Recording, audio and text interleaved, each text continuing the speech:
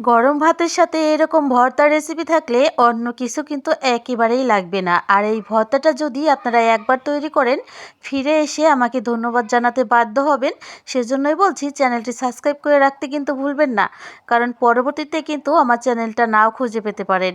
তাই শুরুতে একটা লাইক দিয়ে চ্যানেলটি সাবস্ক্রাইব করে বেল আইকনটি প্রেস করে দেন, আর সেই সাথে ভিডিওটি শেয়ার করে রাখুন। এতে করে রেসিপিটা তৈরি করার পর খুব সহজেই আমাকে খুঁজে পাবেন ধন্যবাদ জানানোর জন্য। শুরুতে এইখানে ভর্তাটা তৈরি করার জন্য আমি বেশ কিছু বটবটি বড় সাইজ করে কেটে নিয়েছি। আপনারা যদি এই ভর্তাটা একেবারে ফিনিশ করে তৈরি করতে চান, সেক্ষেত্রে বটবটির টুকরোগুলো একেবারে ছোট ছোট করে কেটে নেবেন।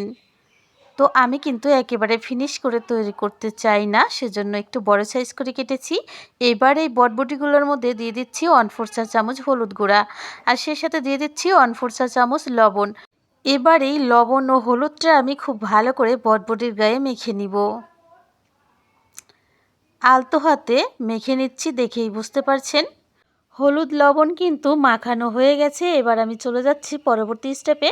চুলায় একটা প্যান বসিয়ে দিয়ে দিয়েছি আমি 1/2 কাপ সরিষা তেল। এবার এই তেলের মধ্যে আমি 4টা শুকনো লঙ্কা খুব ভালো করে কড়া করে ভেজে নেব। অবশ্যই লঙ্কাটা একটু কড়া করে ভেজে নিতে হবে, এতে করে ভর্তার মধ্যে থেকে খুব সুন্দর একটা সুগন্ধ বের হবে, আর খেতেও কিন্তু দুর্দান্ত লাগবে। তো লঙ্কাটা কিন্তু আমার ভাজা হয়ে গেছে কড়া করে। এবার আমি লঙ্কাগুলো তুলে নিচ্ছি।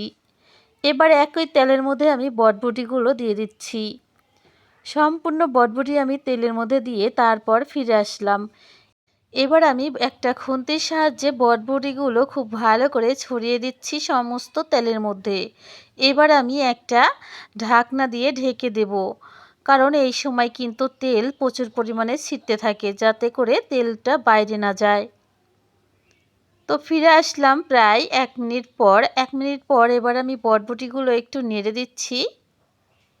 সমস্ত বটবটিগুলো আমি উলটপালট করে নিলাম। এবার আমি দিয়ে দিচ্ছি বাদবাকি উপকরণগুলো। প্রথমে আমি দিয়ে দিচ্ছি মাঝারি সাইজের 4টে পেঁয়াজ কুচি। পেঁয়াজগুলো আমি একটু দানা দানা করে কেটেছি, বড় বড় সাইজ, দেখেই বুঝতে পারছেন। এবার আমি পেঁয়াজগুলো খুব ভালো করে নেড়েচেড়ে মিলিয়ে দিলাম। এবার আমি দিয়ে দিচ্ছি একটা বড় সাইজের রসুনের কোয়া। সবগুলো রসুনের কোয়া আমি মাঝখান থেকে কেটে তারপর দিয়েছি। রসুনটা দিয়ে আমি খুব ভালো করে নেড়েচেড়ে এবার আমি দিয়ে দিচ্ছি 5টা কাঁচা লঙ্কা। ঝালের পরিমাণ আপনারা বাড়িয়ে কমিয়ে নিতে পারেন যার যার স্বাদ মতো। এবারে এই উপকরণগুলো আমি 2 মিনিটের মতো ভেজে নেব নেড়েচেড়ে। এভাবে তেলে ভেজে যে কোনো ভর্তা তৈরি করলে সেই ভর্তাগুলো কিন্তু পুরো 7 দিনেও নষ্ট হয় না। শেষ পর্যায়ে এসে আমি এখানে দিয়ে দিচ্ছি 1 মুঠো ধনিয়া পাতা। ধনিয়া পাতাটা দিয়ে শুধুমাত্র 1 মিনিটের মতো নেড়েচেড়ে আঙলে নিতে হবে। দেখেই বুঝতে পারছেন ধনিয়া পাতাটা কিন্তু আঙলে গেছে। এবার সমস্ত উপকরণ তেল ঝরিয়ে তুলে নিতে হবে। সমস্ত উপকরণ আমি এবার নিয়ে নিচ্ছি বাটনার মধ্যে। আমি এটা বাটনার মধ্যে বেটে নেব। আপনারা চাইলে মিক্সচারে দিয়েও তৈরি করতে পারেন, আবার চাইলে পাটার উপরে দিয়েও তৈরি করতে পারেন। তবে আমি এটা বাটনার উপরে তৈরি করছি। প্রায় 2 থেকে 3 মিনিট সময় নিয়ে সমস্ত উপকরণ খুব ভালো করে ম্যাশ করে নিতে হবে। তবে একেবারে ফিনিশ পেস্ট কিন্তু আমি করব না, হালকা একটু দানা দানা আমি রাখবো। তো দেখতে দেখতে কিন্তু আমার সমস্ত উপকরণ খুব ভালো করে ম্যাশ করা হয়ে গেছে। এবার আমি সমস্ত উপকরণ এক সাইডে সরিয়ে নিচ্ছি।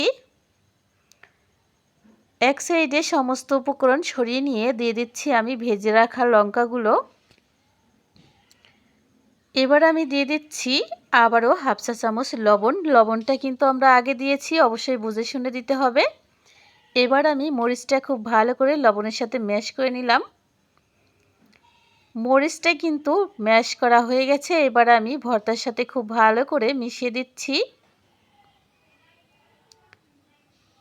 এই কাজটা আমি হাতে মেখে করছি, আপনারা চাইলে কিন্তু বাটনার সাহায্যেও করতে পারেন। তো বন্ধুরা, দুর্দান্ত একটা ভর্তা কিন্তু আমাদের তৈরি করা হয়ে গেছে। এখানে কিন্তু আমি কোনো রকম কাঁচা পেঁয়াজ কিংবা কাঁচা কোনো উপকরণ ব্যবহার করব না। ভর্তার মধ্যে কাঁচা কোনো উপকরণ ব্যবহার করলে কিন্তু ভর্তাটা চটজলদি নষ্ট হয়ে যায়। সেজন্য কিন্তু আমি কোনো কাঁচা উপকরণ এখানে ব্যবহার করব না, তবুও কিন্তু সুপার টেস্টি হবে এই ভর্তাটা। আবারও বলছি, এই ভর্তাটা একবার তৈরি করলে আপনারা ফিরে এসে কমেন্ট করে ধন্যবাদ জানাতে বাধ্য হবেন। আজ এখানে বিদায় নিচ্ছি। আল্লাহ হাফেজ। আসসালামু আলাইকুম।